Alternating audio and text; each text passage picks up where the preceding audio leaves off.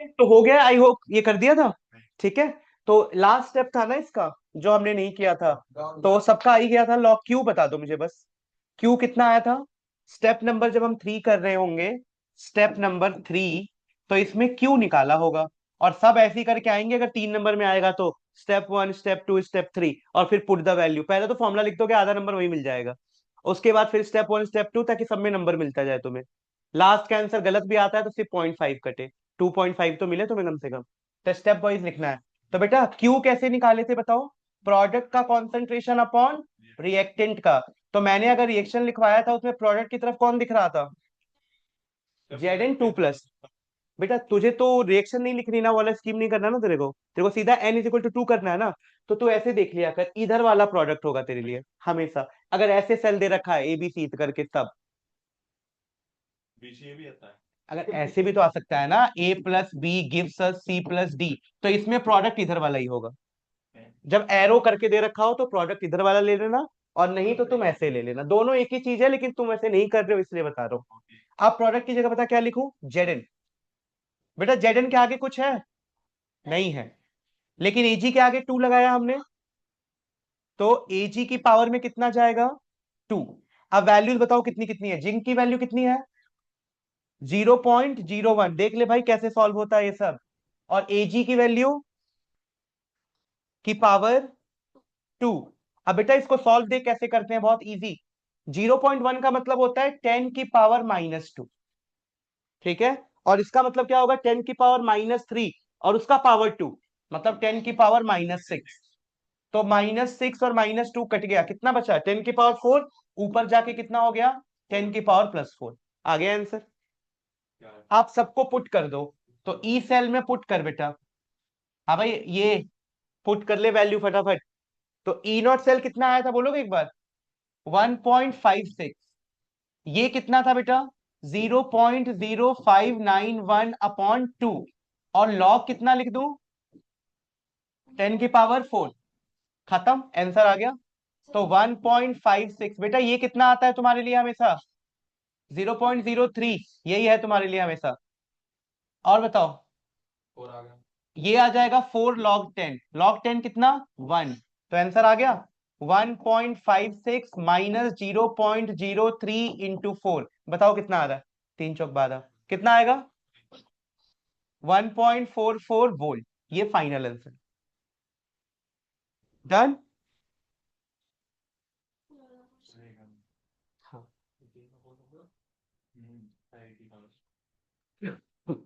चलो नेक्स्ट।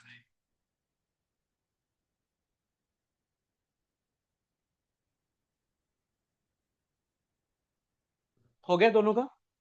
ठीक। बेटा नेक्स्ट क्वेश्चन, ये आता है क्या? जो आता है उसको बोल देना, स्किप कर लेंगे फटाफट, ऐसे ही बता दो। क्या है? A first order reaction has 30 minutes for 75% decomposition. Calculate T half। वहां T half दे रखा था, यहाँ T half ही निकालना है। तो तुम इस वाले से क्या निकालोगे पहले? K। तो K कैसे निकालोगे बता दो छोटा सा। K is equal to, K = 2.303 upon 30 minute. Very good.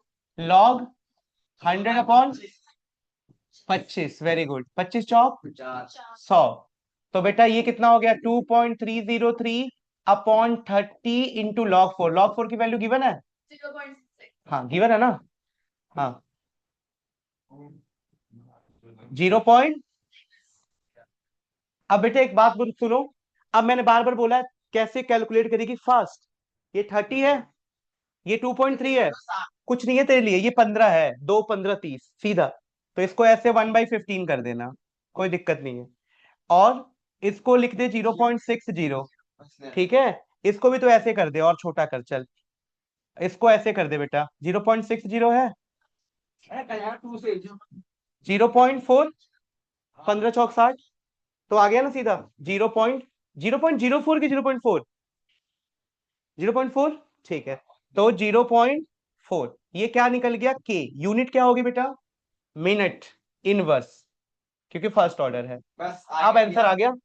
T half is equal to, हाँ 693 अपॉन 0.4।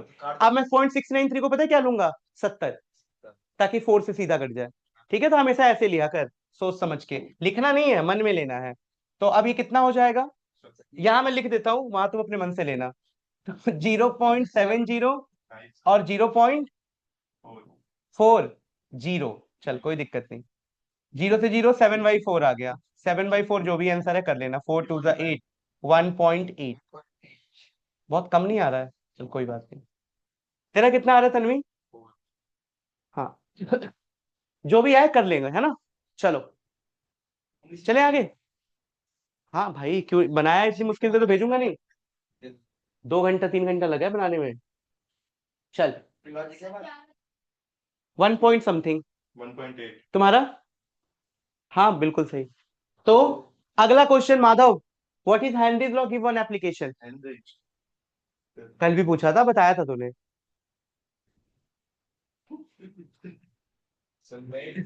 क्या होता है हेनरीज लॉ, बता दो एक बार फटाफट। What is Henry's law? The mass of a gas dissolved in a liquid is directly proportional to partial pressure of the gas। यही है ना? ठीक है। हाँ, तो कोई भी पूछेगा व्हाट इज हेनरीज लॉ, बता दोगे सभी? ये एकदम हेनरीज लॉ, कॉलराज लॉ एकदम रट के जाना है, सपने में भी बोल दो, ये आएगा ये आएगा। इसका एक एप्लीकेशन नित्य, और cold drink bottles, soda bottles, और एनॉक्सिया, बीमारी है वो तो, मतलब है ना, तो एप्लीकेशन नहीं, वो बीमारी है। हाँ याद रखना, एप्लीकेशन में मत लिखना उसको। चलो, अब ये बहुत ही अच्छा क्वेश्चन है, ये बहुत बार रिपीट हो चुका है क्वेश्चन। एकदम मन लगा के समझेगा समझ जाएगा, नहीं तो नहीं समझ पाएगा। देख क्या है, कह रहा है on diluting two electrolyte A and B, कैपएम ऑफ ए इंक्रीज 25 टाइम और बी इंक्रीज 1.5 टाइम। पूछा है कौन इलेक्ट्रोलाइट स्ट्रांग होगा। बता तन्वी कौन सा होगा? बी वाला। बी वाला, समझ गया ना। देख क्यों, एक की कैपएम, ए की कितनी दे रखी है बेटा, ए की कैपएम कितनी दे रखी है, 25 गुना बढ़ रहा है, और बी की कैपएम कितना बढ़ रहा है। हाँ, तो हमने पढ़ा हुआ है कि डाइल्यूशन करने पे वीक इलेक्ट्रोलाइट की कंडक्टिविटी बढ़ती है, क्योंकि वो पहले टूटते नहीं है, तो पानी डालोगे तो और टूटेंगे। स्ट्रॉन्ग तो पहले ही टूट जाता है, तो पानी डालोगे तो उसकी कंडक्टिविटी पे कोई फर्क नहीं आता ज्यादा। तो जो कम बढ़ेगा वो स्ट्रॉन्ग, और जो ज्यादा बढ़ेगा वो वीक। तो क्या बोलोगे, जो बी है वो स्ट्रॉन्ग इलेक्ट्रोलाइट है। और रीजन बता दोगे, because strong electrolyte dissociate completely and it does not affected on dilution। dilution करने पर उससे कोई इफेक्ट ही नहीं पड़ता। ठीक है, तो पूरा थ्योरेटिकल क्वेश्चन था। अब ये है न्यूमेरिकल क्वेश्चन, फॉर्मूला बता, देखते कौन। ग्राफ ये वाला बना देना। किसके बीच ग्राफ था पता है? अंडर रूट सी और कैपएम के बीच एक ग्राफ तुम्हें याद हो थोड़ा सा, एक तो ऐसे था और एक ऐसे था। तो ये वाला किसके लिए होता था, स्ट्रॉन्ग, स्ट्रॉन्ग के लिए। और ये वाला किसके लिए, वीक। वीक का मोलर कंडक्टिविटी कॉलरास लॉ लगा के फाइंड करते हैं। ठीक है, तो ये ग्राफ भी याद रख लेना थोड़ा सा। अब मुझे बात बताओ, बी वाले का आंसर 2 नंबर में कितना आसान क्वेश्चन है, बताओ। कोई फॉर्मूला बोलेगा, कैलकुलेट कंडक्टिविटी, कंडक्टिविटी का फॉर्मूला बोल। कंडक्टिविटी मतलब के, जल्दी बोल। Conductivity 1/r 1/रो। हाँ हाँ, ऐसे बोला कर, 1/r into L by A. Very good. अब सारी वैल्यूज बता दे बेटा, 1/r कितना है? नहीं, क्या बात कर रहे हो, 5.5 ना? नहीं सर, नहीं। हाँ, अब सुनो, यही चीज बताना था। हाँ बहुत बढ़िया, अच्छा किया, छूटते ही बोल दिया 0.05। ये मैं बहुत दिनों से बोलता आ रहा हूँ। ये ऐसा बोलता है, वो लड़का जिसने व्हाइट कमीज पहनी है उसका नाम आयुष है। तो व्हाइट कमीज नाम थोड़ी हुआ, व्हाइट जिसने पहना उसका है। तो तुम यार इसी को बोल देते हो, बताओ। ये बोला है कि इलेक्ट्रिकल रेजिस्टेंस है जिसका कंसंट्रेशन ये है, जिसका डायामीटर ये है, जिसका लेंथ ये है, उसका रेजिस्टेंस ये है। अच्छा, तो गड़बड़ मत कर देना, ओम देख लिया करो, इतना भूल जाया करो, तो ओम भी तो देख सकते हो। तो रेजिस्टेंस की वैल्यू कितनी है, 5.55 इंटू 10⁻³ हो गया। हाँ बेटा, एल और ये बताओ कितना है? एल 50 है। और एरिया कैसे निकालेंगे? एरिया, एरिया ऐसे निकाल देना, pi r square. Pi r square, pi की जगह 3.14 और रेडियस होता है डायामीटर का आधा, यानी 1/2 का होल स्क्वायर। तो बेटा एरिया बताओ कितना आ रहा है? हाँ, तो क्या दिक्कत है, आने दे सेंटीमीटर, कुछ मीटर में है।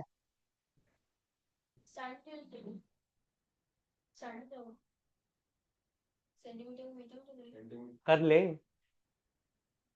पर कट जाएगा यार, सेंटीमीटर मीटर। और वाला क्वेश्चन है, कर कर कर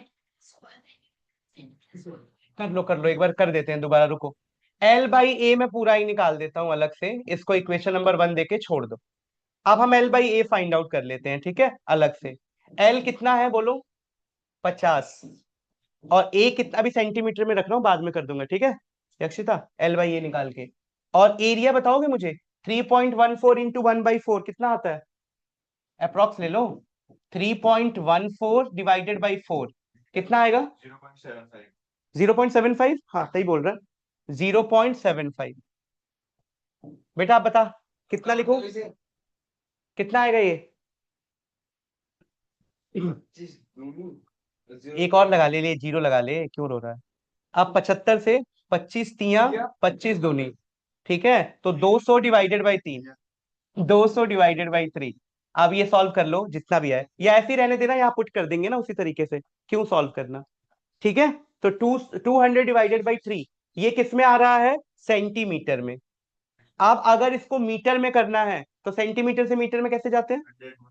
डिवाइड। तो 200 डिवाइडेड बाई 3 इंटू 100। जब भी बड़ी यूनिट में जाते हैं ना तो डिवाइड करते हैं, और छोटी में मल्टीप्लाई। सेंटीमीटर से मीटर में जा रहा है तो मीटर बड़ी यूनिट होती है, तो डिवाइड करेगा। तो 2 जीरो से 2 जीरो कट गया, आंसर आ गया 2/3। एरिया को पुट कर दे बेटा यहाँ, 2/3, बता कितना आएगा? सॉल्व कर लो। 2/3 रख दो L/A की जगह, कितना आ रहा है?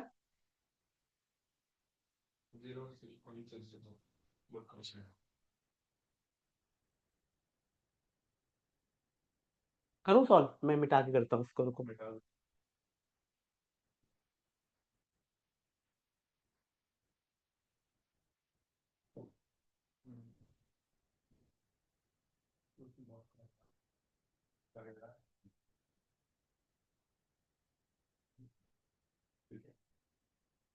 बताओ, देखो, तो ये आ जाएगा, ये छोटा देखने में ही लग रहा था, काफी कैलकुलेशन हो गया इसमें। तो 1/555 10⁻³ इंटू 2/3। अब मैं इसको कैसे सॉल्व करूंगा भाई? 2, और नीचे आ जाएगा 5 इंटू 5 या 15, 15 एक 16, लगभग 16 ले लो। और 10⁻³ को मैं ऊपर ले जाता हूँ इनवर्स में, 2 × 8 = 16, यानी ये आ गया 1/8 इंटू 10⁻³ अब ये कितना आ जाएगा? 8, बताओ। 100 को सॉल्व करो। 12 × 8 = 96। हाँ हाँ, कर कर।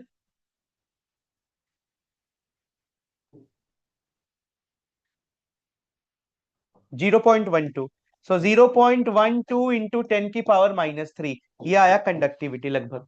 कंडक्टिविटी छोटा ही आता है ऐसे भी, के की वैल्यू ना, देखते हो हर जगह निकालते हो के की वैल्यू, कंडक्टिविटी वगैरह छोटा ही आएगा। ठीक है, बोल बोल, कुछ और आ रहा तुम्हारा?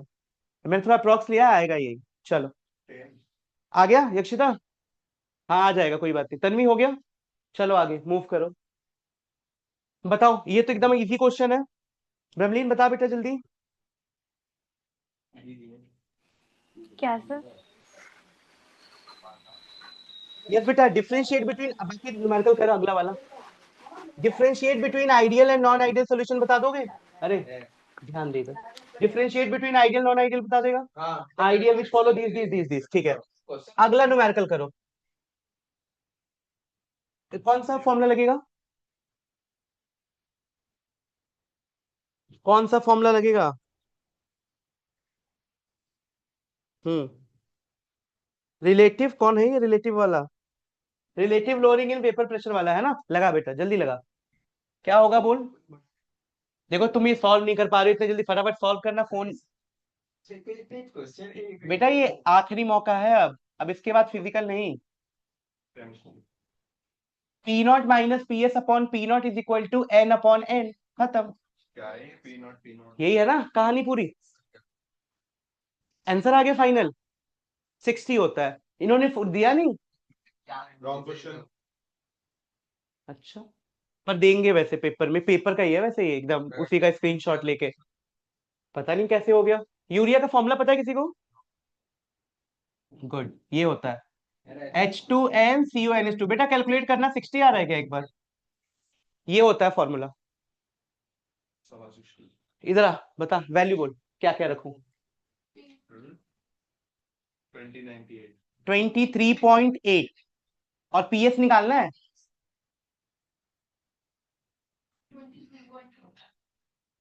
23 point, good, is equal to में आ जा बोल। 30/, ये देखो ये तुम भूल जाओगे क्या लिख रहा हूं, एन को मैंने 30/60 क्यों लिखा बताओ? और नीचे बेटा 846 अपॉन, बहुत बढ़िया। क्यों लिखा बताओ? क्योंकि एन है mass of solute upon molar mass, तो सॉल्यूट का मास दे रखा है 30 ग्राम, और यूरिया का मोलर मास 60, और इसका दे रखा है 846 और वाटर का 18। तो बेटा इसको सॉल्व करेंगे, जरा कैसे करोगे बताओ? 23 पॉइंट, कहा पेड़ से काट दूं क्या? काट दो, सॉल्व करो। पी एस अपॉन, बेटा इसको मैं कैसे लिखूं?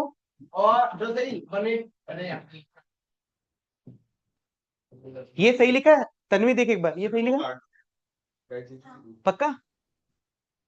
ऊपर नीचे, ठीक है। अब कर बेटा, 30 दूनी 2 नवा 18। हाँ सही है।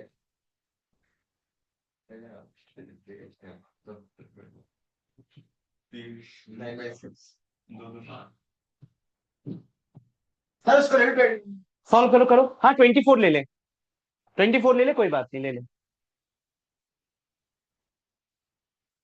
तो कितना आ जाएगा answer finally? 23.8 into 9 divided by 846, 0.25 आ रहा है, 0.25। तो बेटा पीएस कितना आएगा? 3 नंबर का है। ये कितना सिंपल है, अब तुरंत देखने लगा कितने नंबर का है। तो पीएस को मैं उधर ले जाऊं, प्लस कर दूं, तो ये इधर आके कितना हो जाएगा? 23.8 माइनस 0.25, कितना बचेगा जब यक्षिता बोल? 23.8 माइनस 0.25, 23.55।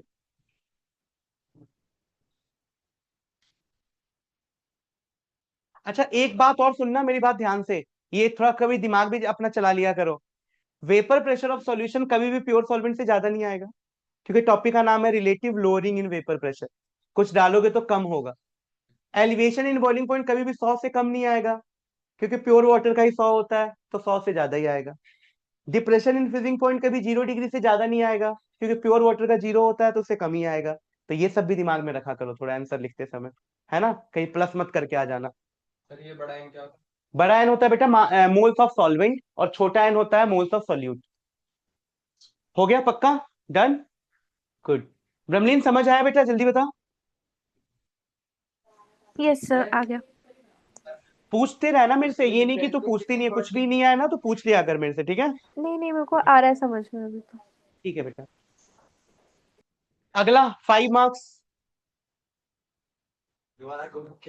अब यही अब रिपीटेड मिलेगा, जितना नया करना था कर लिया। अब देखना, कॉलरास लॉ सबको आता है, सबको पता है, वेरी गुड। एक्सप्रेशन लिख दोगे कॉलरास लॉ का, वही लिमिटी मोलर कंडक्टिविटी वाला, तो वो मैं नहीं बता रहा हूं। अगले पे आ जाओ, कैलकुलेट मैक्सिमम वर्क।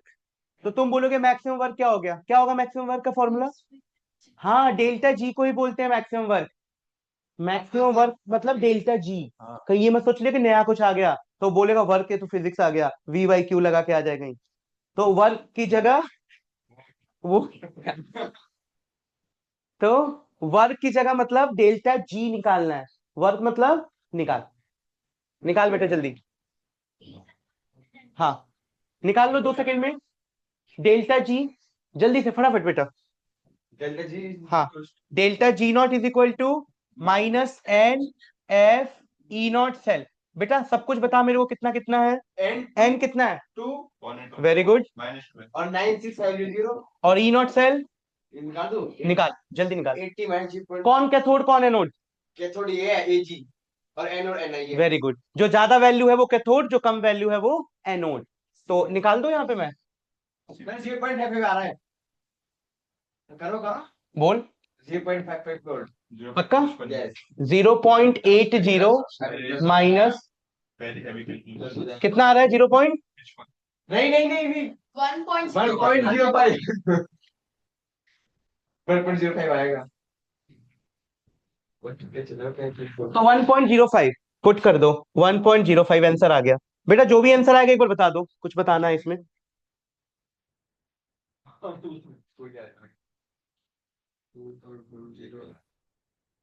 कितना आ रहा है?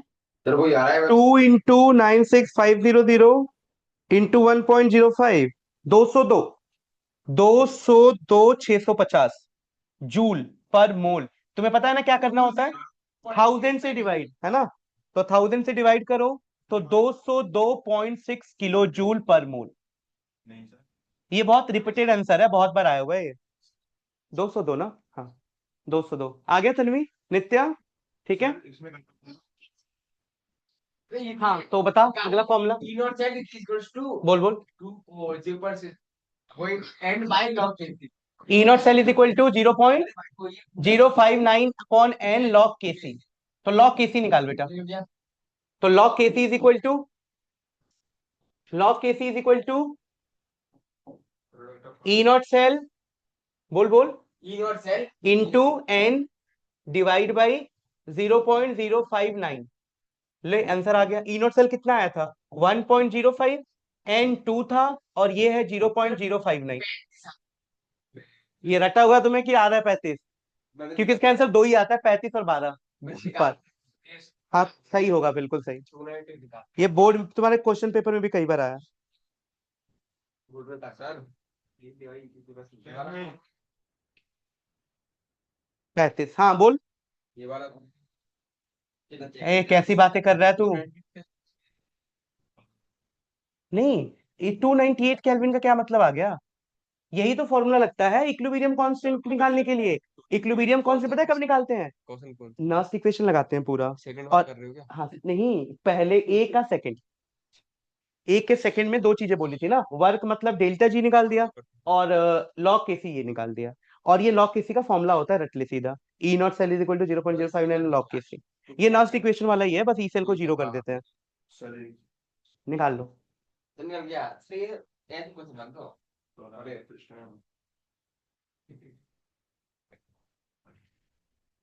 4.69 अगले वाले का 2.6।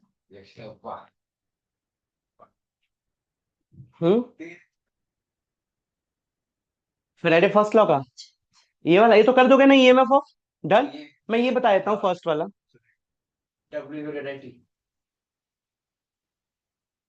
ब्रमलीन हो गया सॉल्व बेटा? Yes sir. सर एक चीज पूछना है, हाँ जो बोल। 0.59 बने हम उसको अप्रोक्स में लेके कर सकते हैं? हाँ लेकिन इस लिखना वाले मत है क्वेश्चन अप्रॉक्स, लिखना 0.0591 ही, पर ले लेना तो 0.06, है ना? ठीक है।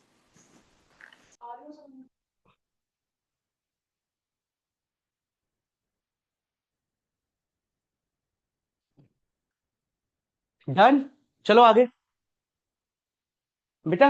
अब ये वाला क्वेश्चन जरा देखो क्या बोला है। स्टेट फैराडे फर्स्ट लॉ सुना भाई? साची फैराडे का फर्स्ट लॉ क्या होता है?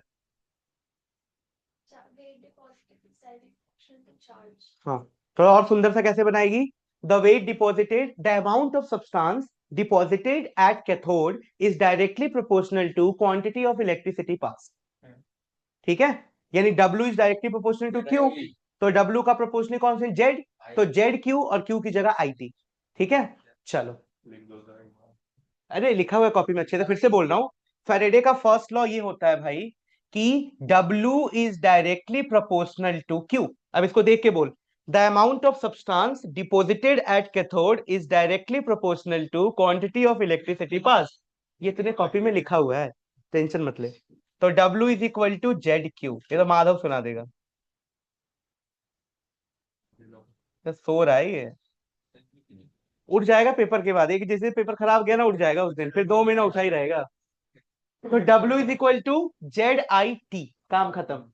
अब बेटा इसमें कुछ पूछा है, how much charge in terms of Faraday required reduction of 1 mole of copper to copper, कितना भाई बोल? 2, very good. 1 mole of copper plus 2 से यहाँ पे कॉपर पे जा रहे हो तो कितने का चार्ज लग रहा है? साफ साफ दिख रहा है ना, 2 का। तो 2 चार्ज लग रहा है, तभी तो ये कॉपर में बदलेगा। तो आंसर क्या आ जाएगा बेटा? 2F। 2F। तो फैराडे के टर्म्स में हाँ करो 5 नंबर का हाँ, जिसमें 3 नंबर का नीचे वाला नॉस्ट इक्वेशन था, 2 नंबर का ऊपर वाला था। हाँ, नहीं आगे समझ बेटा, यहीं पे 2-3 और बता दो, ये वाले खूब आते हैं।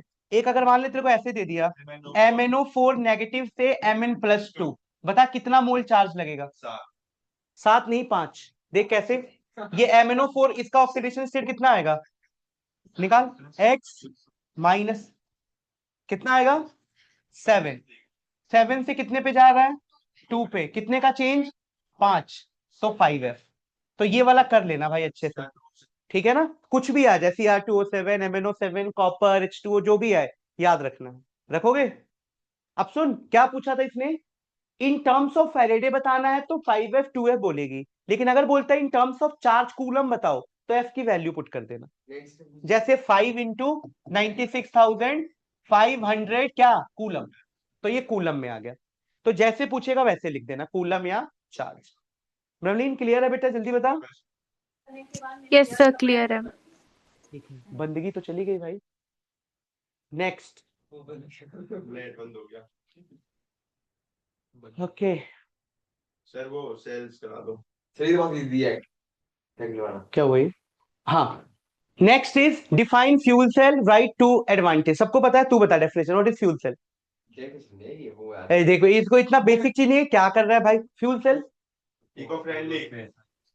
अरे तू नाम तो बता, होता क्या है, थोड़ा नहीं पता? इतने सालों से क्या याद कर रहा है तू? एक फ्यूल सेल याद नहीं हुआ तेरे से? क्या तेरे को याद है फ्यूल सेल? बोल फ्यूल सेल की डेफिनेशन फटाफट जल्दी, टाइम वेस्ट नहीं। हाँ हाँ, नहीं सही बोल रहा है, डेट कन्वर्ट बोलो, किसी को याद है?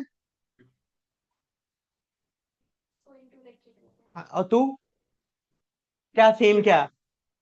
हाँ, वो तो एग्जाम्पल हुआ, अरे माधव क्यों बन रही है तुम, एग्जाम्पल दे रही है, सीधा डेफिनेशन बता। याद नहीं है? देख भाई ये मत गलती करना, पढ़ लेना। मैं एक बार दोबारा बता रहा हूँ, याद आ जाएगा, ऐसे बोलना। फ्यूल सेल तुम्हें याद नहीं है ना, बोल दो ना। हाँ, फ्यूल सेल एक ऐसा सेल होता है which convert combustion energy of fuel into electrical energy. लिख ले, fuel cell is a device, fuel cell is a device which convert combustion energy of fuel, which convert combustion energy of fuel into electrical energy.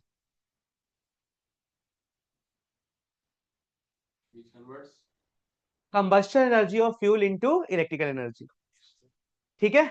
या आप तो भूलोगे नहीं ना combustion, और अब उसके बाद तू बोलेगी तन्वी कि example is H2O2 fuel cell, और उसके बाद तू बोलेगा कि उसका यूज होता है अपोलो स्पेस प्रोग्राम में, सीधा अपोलो स्पेस प्रोग्राम। अब इसका आंसर बता सोच के, using E naught value of x and y given below, predict which is a better coating surface of iron to prevent it from corrosion. Iron का कितना है? 3.5। आयरन का ये है बेटा, आयरन का ये है, तो इसको कोटिंग से कौन बचा सकता है? जो इससे, हाँ, जो इससे वैल्यू में क्या हो, ज्यादा नेगेटिव हो। जो जितना नेगेटिव होता है वो उतना रिएक्टिव होता है, तो खुद रिएक्शन करके इसको बचा लेगा। 10th में पढ़ते ना सेक्रीफिशियल मेथड जो करते थे, जिंक का करते थे, है ना, वही सब। तो इससे ज्यादा नेगेटिव कौन है? एक्स वाला। तो ये इसको बचा लेगा। एक्स को कौन बचा सकता है इन दोनों में से?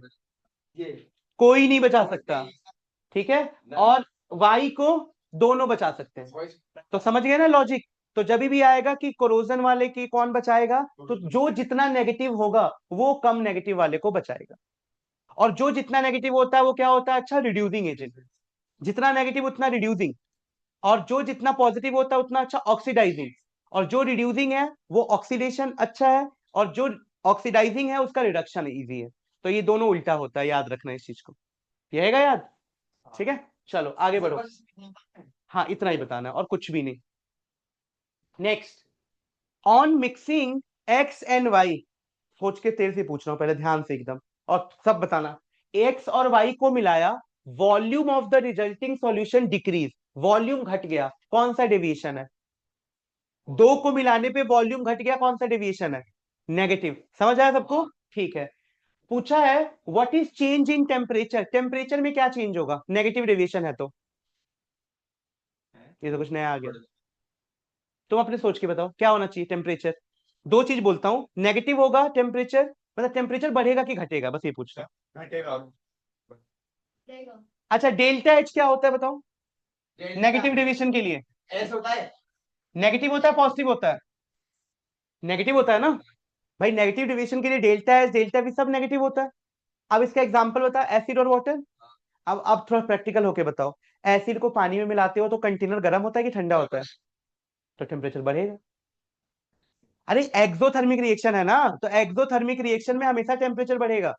तो डेल्टा एच नेगेटिव का मतलब होता है एक्सोथर्मिक, और एक्सोथर्मिक में टेम्परेचर हमेशा बढ़ेगा बेटा। वो तो उसने बताया ना तुम्हें कि नेगेटिव डेविएशन है, तो नेगेटिव डेविएशन से खुद ही समझना था कि वो एक्सोथर्मिक है, डेल्टा एच नेगेटिव है तो टेम्परेचर बढ़ेगा। साक्षी समझ आया? फर्स्ट में हाँ, सच बता, क्लियर हो गया ना? तन्वी, ब्रह्मलीन, क्लियर हुआ ये? यस सर, क्लियर है।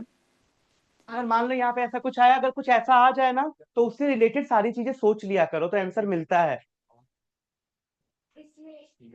बेटा। बस एक मिनट, हाँ। उसमें होता है, हाँ, उससे प्रेशर टेम्परेचर तो डायरेक्टली प्रोपोर्शनल होते हैं, प्रेशर और वॉल्यूम इनवर्सली प्रोपोर्शनल होते हैं। तो वो लॉजिक मत लगाना, बस ऐसे सोच लेना एक्सोथर्मिक रिएक्शन है। अगर कोई बोल देता ना कि टेम्परेचर क्यों बढ़ा, तो बोलती है एक्सोथर्मिक। एक्सोथर्मिक में हीट निकलता है, मतलब गर्म हो जाएगा। चलो, ठीक है ना?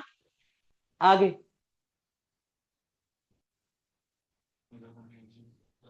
ये एक केमिकल काइनेटिक्स का क्वेश्चन है। इस तरह के टोटल 2-3 क्वेश्चंस मिले हैं, और ये काफी अच्छा है क्वेश्चन, मतलब 3 नंबर में मेहनत करनी पड़ती है। कभी 2 का भी आता है, कभी 3 का भी आता है। तो एक बार इसको कर लो ताकि तुम्हारा क्लियर हो जाए कॉन्सेप्ट। ये कुछ नया आया है उस समय से। बोला है सब कुछ डेटा गिवन है, आपको रेट लॉ लिखना है, ऑर्डर निकालना है। तो तुम सबको पता है बेटा रेट लॉ का क्या होता है एक्सप्रेशन, जल्दी बोलो। According to rate law, R is equal to K, A का पावर, हाँ, ए का, यहाँ पे मैं लिख दूं, इनके नाम ही लिख दूं सीधा, के NO2 का पावर एक्स, हमें नहीं पता, वो 2 नहीं होता कभी भी, F2 का पावर वाई, मुझे एक्स और वाई निकालना है। ठीक है, इक्वेशन 1 देके छोड़ दो। अब बेटा इसमें से ना दो वैल्यू ऐसी चूज किया करो जो सेम दिखे।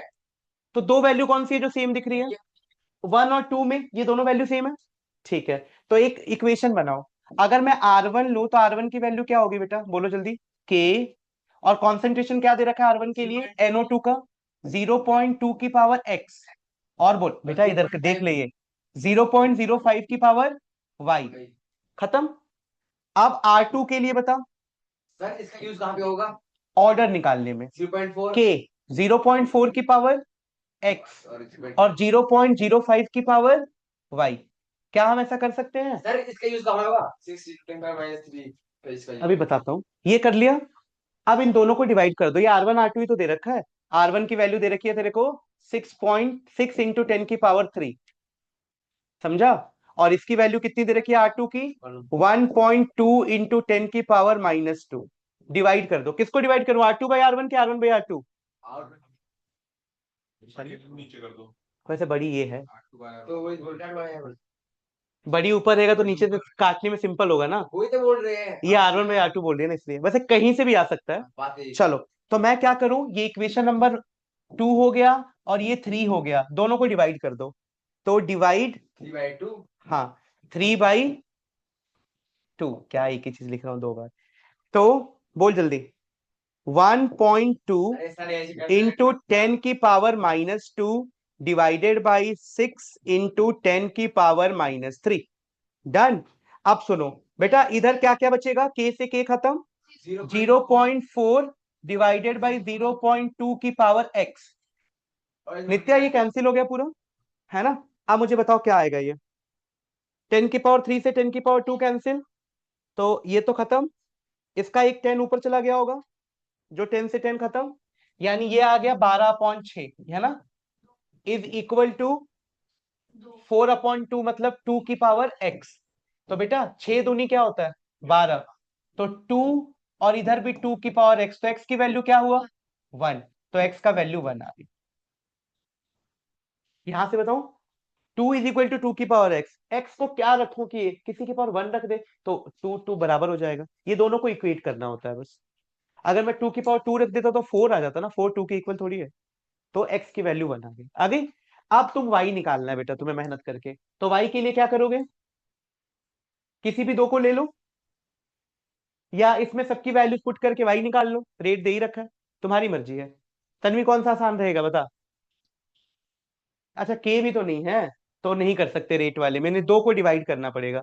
कौन से दो को डिवाइड करें बोलो, 2 और, चल बेटा 2 और 3 को डिवाइड करेंगे कितना आएगा, मैं सीधा लिख रहा हूँ बस यार थोड़ा साइड से बेटा, सीधा बता दो, 2 और 3 को डिवाइड कर रहे हैं तो 4.8 इंटू 10 की पावर -2 डिवाइडेड बाई 12, 1.2 इंटू 10 की पावर -2, ठीक है बेटा, इज इक्वल टू बोल 0.8 by 0.4 सेंटीमीटर करो ना 0.8 0.4 की पावर 1 लिख दूं, हाँ क्योंकि ये निकल चुका है। और इधर इधर क्या लिखूं बेटा 0.10 by 0.05 सब कहां से आएगा, एक मिनट, 0.10 डिवाइडेड बाई 0.5 है, बोल बेटा आंसर जल्दी बोल।